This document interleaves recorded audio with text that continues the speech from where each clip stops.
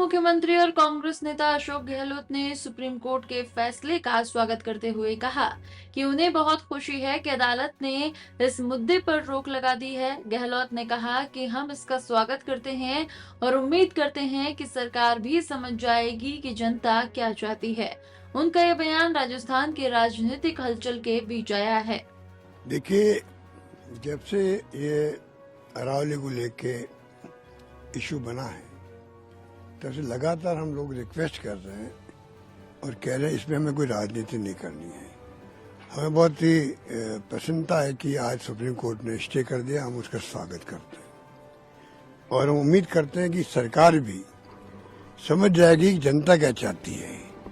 पूरे चारों प्रदेशों की जनता ने भी, देश ने भी जिस प्रकार से आंदोलन में भाग लिया, सड़कों पर उतरे हों, चाहे वो मीडिया में दिए हों, चाहे वो आंदोलन किए हों किसी न किसी रूप में, तो ये समझ के परे हैं कि मंत्री जी समझ क्यों नहीं पा रहे हैं। जिस प्रकार वो जिद्दी स्वभाव के बने हुए थे, ये मेरा 5वां रिकॉर्डिंग हुआ आज। बार बार मैं बोलता हूँ कि भाई हमें राजनीति नहीं करनी, पर ये इश्यू ऐसा आने वाली जनरेशन के लिए भी ये घातक होगा। अरावली पहाड़ी है, नहीं रहेगी तो क्या होगा, ये मुझसे ज्यादा पूरा देश जानता है, वैज्ञानिक जानते हैं, पर्यावरणविद जानते हैं। तो ये सरकार क्यों नहीं समझ पा रही है।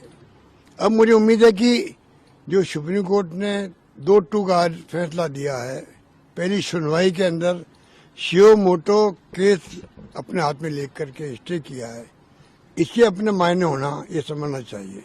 मैं उम्मीद करता हूँ कि नए सिरे से जो प्रस्ताव जाएगा उसमें स्वतः इस बात का आभास होगा कि सरकार की अप्रोच बदली है पब्लिक इंटरेस्ट के अंदर। एक बात मैं और कहना चाहूंगा इस मौके पर, पहले कमेटी बनी थी सीईसी, सीधा रिपोर्ट करती थी सुप्रीम कोर्ट को, उसको खत्म क्यों किया गया, इसका जवाब दें मंत्री जी।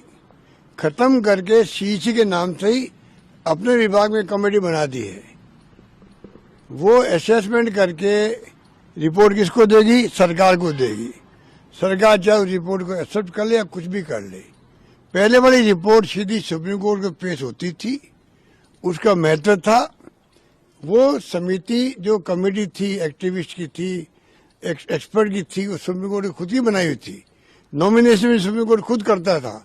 उस कमेटी को वापस बनवा दीजिए, आधा समस्या आपकी सरकार की हल हो जाएगी।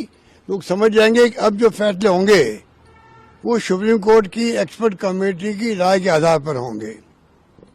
आपका जो न्याय मित्र था उसने भी इस्तीफा दे दिया था। क्यों इस्तीफा दिया, ये रहस्य बना हुआ है। हालांकि मैंने सुना है कि सुप्रीम कोर्ट ने आज उसी को वापस न्याय मित्र घोषित किया है।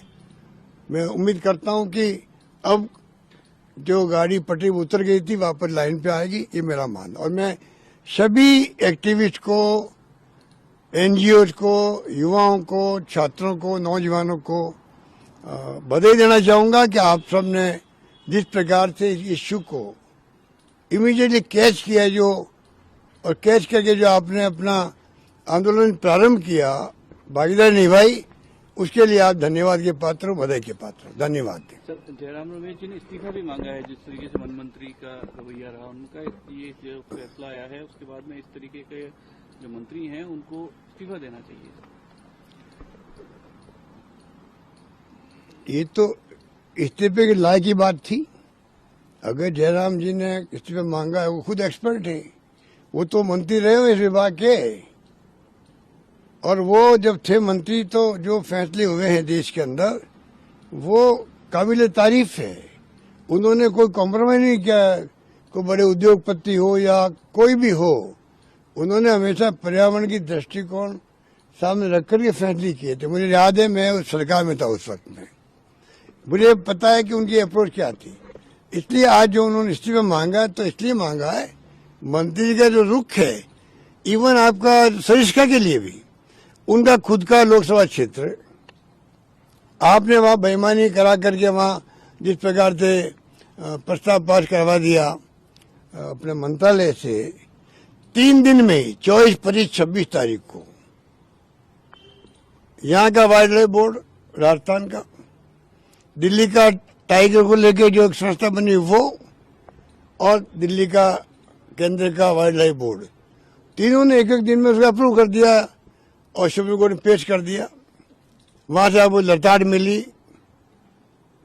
कई मखौल उड़ा रखा आप लोगों ने। इतना बड़ा फॉरेस्ट का और पर्यावरण का फैसला है और 3 दिन में आपने कर दिया, दोनों राज्य ने और केंद्र मिलके। आज तक उसका जवाब नहीं आया है। अब ये मौका आया उनके सरकार के सामने भी कि नई अप्रोच के साथ हम आगे जा रहे हैं। अशोक गहलोत ने सबसे पहले आवाज उठाई, जनता उस आवाज के साथ जुड़ी। क्या मैसेज अब जनता को भी देना चाहेंगे? यही जनता को मैसेज है भाई कि बधाई की पात्र है।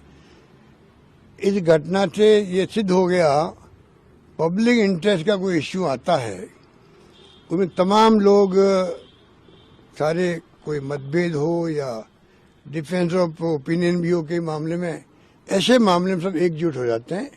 ये एक संतोष का विषय है राजस्थान के लिए भी। और सबसे ज्यादा भूभाग जो अरावली का है वो राजस्थान से होके जाता है। सर, एक